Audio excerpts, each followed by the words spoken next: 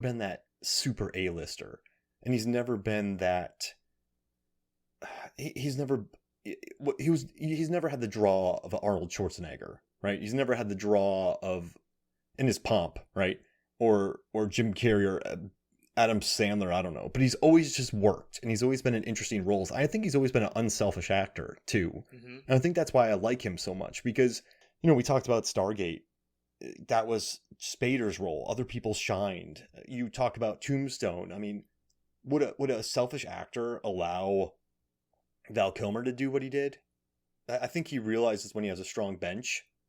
That's my long way of saying this. I just like that he's never been a super A-lister, even though he is an A-lister. And I like that he's unselfish in his roles, like in Big Trouble in Little China, in The Thing, and Tequila Sunrise. Mm-hmm. But then he always puts in good, different work. And I think he also has that everyman quality that I like. Because you think about this movie, when he has that hoodie on, like he's out of his league. Mm-hmm. But I don't know. I just like what he brings to the screen, if that makes sense. And when I bring up people like John Cusack, he was always sensitive, but he could beat people up. Sean William Scott in Goon, he was sensitive, but he could beat people up. Keanu Reeves in Speed, he was kind of just a nice dude. He wasn't the sensitive and can beat people up. Yeah, exactly. So I think I've always liked the sensitive people who can beat people up roles, even though that's not Snake Plissken. But I think you get what I'm saying. But also Snake Plissken is a rogue. Yeah. Oh yeah. You know what I mean? Like even though like you call him kind of like an alpha, and I'm not saying that I disagree with that at all, but he's not your front man like Dwayne Johnson or Van Damme, who's just kicking everyone's ass.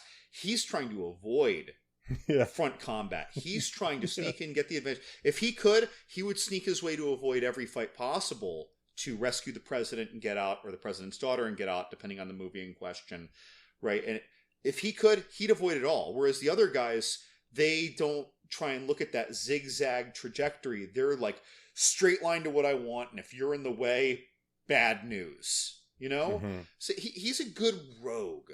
He's just a strong rogue. That's a good point. No, you're right. Because when the cannibals are attacking, he gets out of there. When he tries to get out of everything. That's you don't just lose a fight to a cannibal. He has good luck in cannibal movies. Escape from New York. You don't lick your wounds after a cannibal fight. They lick your wounds. Oh gosh. He would have been. Would Kurt Russell have been good in Ravenous?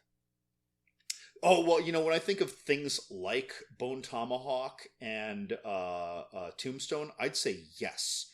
And he can play scared and out of his league well. So, yeah, I think that would have been an interesting play. Whoa. So we need to build his cannibalism trilogy here. He was in, let's see, Death Proof, No One Gets Eaten. We need to make more cannibalism films for him. How do you feel about that? I mean, that's ambitious. And I think he's a little old to want to be involved in cannibalism films.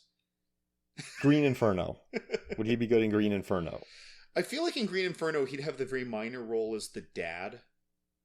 Yeah. I see that happening. But then could he be Ray Liotta in Hannibal? I could see that, but I don't want that to happen to him. Yeah. There's a certain pleasure. Oh, sorry. I don't want to see Kurt Russell get had. I feel like there's a certain pleasure to watching Ray Liotta's brains get eaten that only Ray Liotta can provide, right? Like Ray Liotta's brains are being eaten. This is amazing. By but himself. If you're like Kurt Russell's brains are getting eaten. I don't like this. No, I don't want to see that.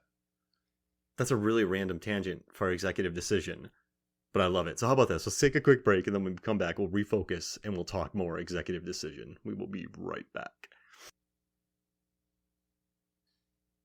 Welcome back to Movies, Films, and Flicks, and let's talk about the movie, shall we? Yeah, I guess we could do that. I mean, we've talked about every other movie that Kurt Russell has been in a little bit. 7,000 movies. But I do think one nice thing about this movie is it's really interesting in looking back at it now that it takes 40 minutes to get on the plane. And then at the hour and 50 mark, the action pops off. This is a film action. The short act for 5 minutes. But I guess I like that. I like how much time we spend with Oliver Platt and Joe Morton. And I mean, even the idea of the Remora with that. Remember back in the 90s when Broken Arrow, those planes were super hot at the time Those in Blackbird movies. style planes. Yeah. It's like seeing how cool that was, seeing Seagal die.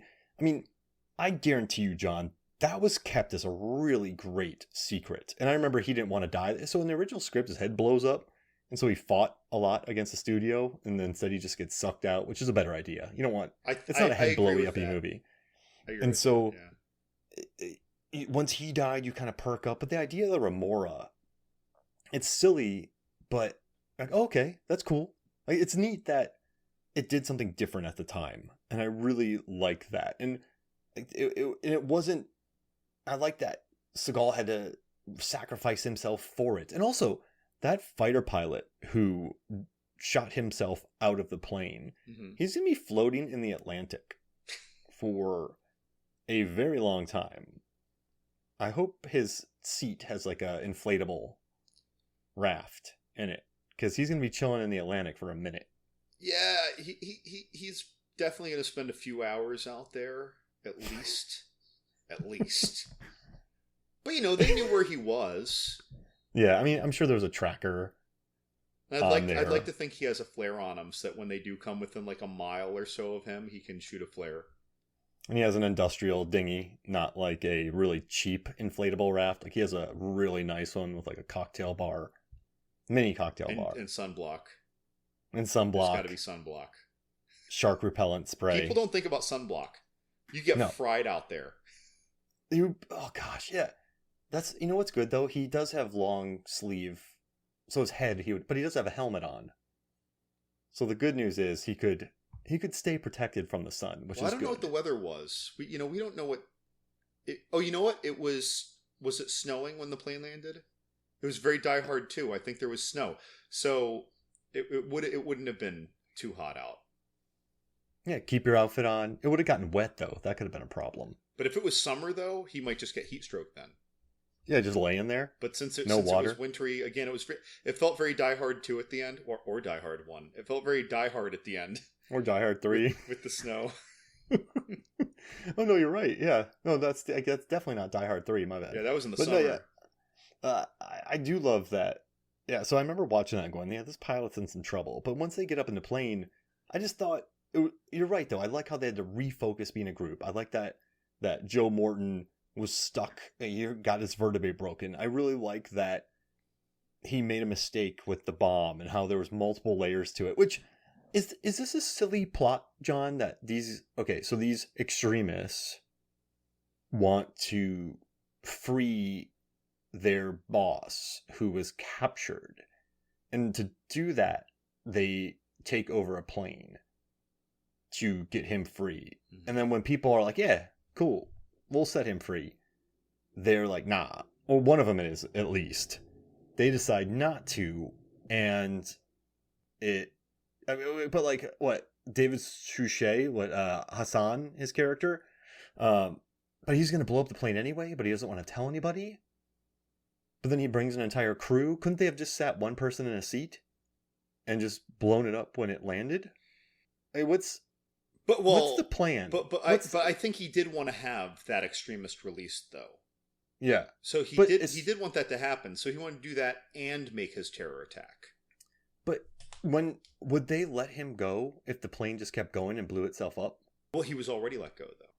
Wasn't he on a plane he was on a plane with agents. So maybe they could land and then learn what happened in the air. They could always be like, yeah, screw this. This wasn't the deal. Yeah, we're flying you back.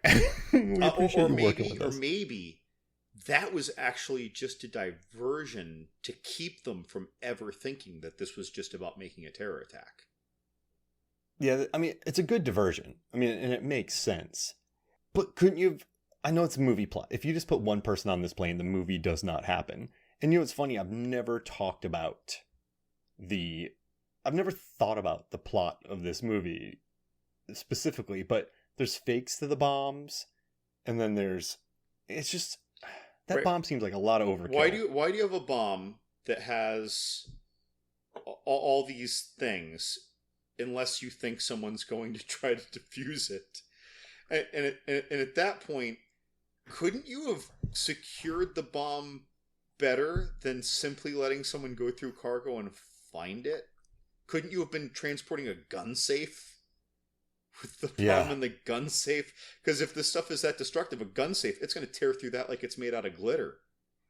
Oh, yeah. You know, so there are a lot of things that I don't know the ins and outs of bomb making. So if anyone out there is an engineering student, please don't be screaming at your computer or your speakers at what I'm saying about how wrong I am. But I do feel like I don't know why you're trying to, again, make fail safes unless you expect someone might be trying to defuse your bomb. And maybe put a guy down there with it.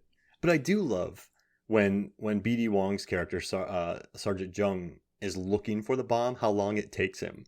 Because if there's 400 plus people on that flight with luggage, you're going to be going through a lot of luggage. So I didn't like that I like that they didn't immediately find it. Well, they knew that it was going to be big.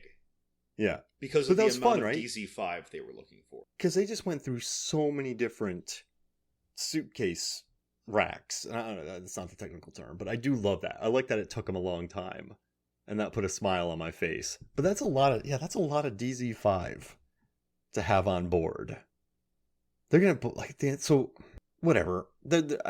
For me, the villains are so secondary in this movie that I guess I never thought about the overall plot of the film. Yeah, if a Die Hard 2 did this, you would have seen a couple bad guys kill a couple of cargo handlers, take their name badges, right? Hide their face while they're loading something on, and then have someone wave someone in to bring this. It would have been an 8-second scene, but Die Hard 2 would have done that with their plane issue, right? Die Hard 2 was good about showing us many scenes that are brief and behind the curtain for the preparation. Whereas this, it's just all this stuff happened. They just put it on the plane. And that's fine. I mean, you're bringing this up now, and as you're bringing it up, it makes total sense to think about it. But while I'm watching it, this stuff never crossed my mind. Although the fail-safes on the bomb crossed my mind. That did cross my mind. And then you have all the lasers around the device, which made me think of movies like Entrapment with Catherine Zeta-Jones doing, I don't know, power yoga or capoeira or whatever. And then Ocean's 12 with the capoeira with Vincent Cassel and the lasers. The late 90s and early 2000s loved lasers. Oh, yes, they did. Now you want me having an Oliver Platt laser scene. Just, what do you think? You mean something much higher and more grand than him putting on the goggles? Yes. Vincent Cassel scene in yoga gear. I mean, going through it. Boy, he would be sweating bullets. I wonder if his sweat, because he sweats a lot, if his sweat drop falls through a laser, does it set it off? Because if it does, he's screwed. Oh. You know what is funny, though? I watched this movie Ambulance recently, and I did notice that there was very uneven sweat work. But the sweat work in this movie is top notch. You do feel the sweat in this film. I'm really happy you brought that up. Oliver Platt is a progressively more sizzled piece of bacon in terms of sweat as this movie progresses. I'm surprised he didn't dehydrate to death without a refreshments cart nearby. Cappy's laying there he's out. He's dehydrated. At the end when he says he needs a good drink. And meanwhile, him and Cappy and Halle Berry, I can't remember her character name, but so Cahill, Cappy, and Halle Berry's flight attendant character, Jean, they are the heroes of this. Not that John Leguizamo wasn't awesome, taking the reins, but these are the people who strike me as being in the constantly most stressed, highest stakes position. Oh, for sure. Yeah, Halle Berry has the most... she's unarmed, and so she has to do all of this stuff. She gets tossed around a lot in this movie, and hurt. So then when she has to write on her hand, when she has to read the books, I like that they just has a random map with Washington, D.C. circled. Right. And going here. But yeah, no, I always felt for her character, because... I guess you establish early on that she's brave. Also, man, I do remember Nancy, played by Marla Maples, at the time, and I was like, this lady